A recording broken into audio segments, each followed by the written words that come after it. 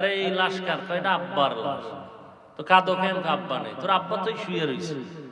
তুই এতদিন যারা আব্বা কইছো সেই তো আছে, চেহারা আছে, হাত আছে, সব আছে। কয় না না না না, আব্বা না, আব্বা চলে গেছে। তো কি কয় আব্বার লাশ বের?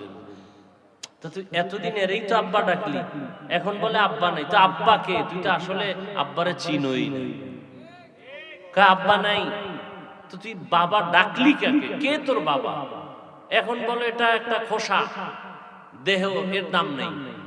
করোনার সময় বাবায় করোনায় আক্রান্ত, ছেলেরা বাবার লাশটা ঘর থেকে লোক দিয়া টাকা দিয়া বাইরে নামায় ফেলায় রাখছে, দরজা লক করে দিছে।